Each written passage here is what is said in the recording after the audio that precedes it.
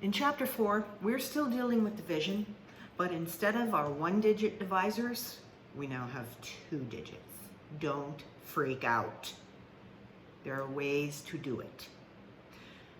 First strategy that is going to help you is, once again, to apply the skill of rounding and estimation to division.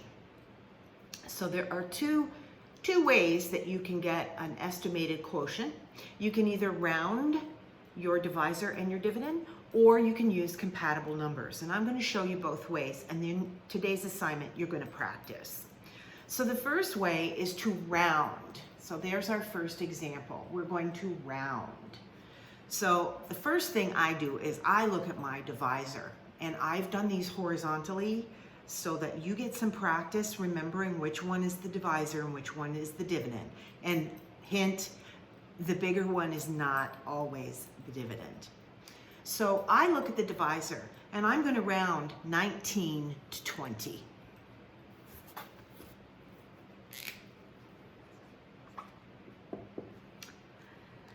Then some of you may say, well, now they're both even, so now I can divide. But remember, estimating, if you have to write it down to do it, then it's not simple enough. So I would still have to write down 812 divided by 20.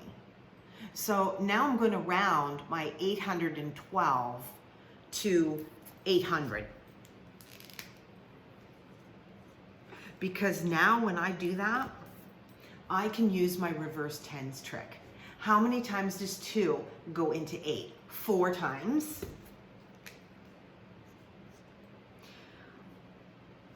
When I get rid of 1 0 from each one, that leaves 1 0 left, which means 40. And if I go to check my work, 40 times 20, 4 times 2 is 8, 1 2 zeros, 1 2 zeros, and I know that my estimate is correct. That's how you use rounding. The second method of estimation is to use compatible numbers. Compatible numbers are numbers that go together easily. So here's my example for using compatible numbers. And I start off the same way. I start with my divisor. So I'm going to round my 41 to 40. And then with my times tables in my head, I'm going to look at my dividend and say, 230, no, my 4 times table. Well, 234, if I look at 23, if I changed that to 24, then that would work into the 4 times table, right? So I'm going to change 234 to 240. Now I can use the reverse tens trick and ask myself, how many times does 4 go into 24? And the answer is 6. My 2 zeros cancel each other out, and that is actually my quotient.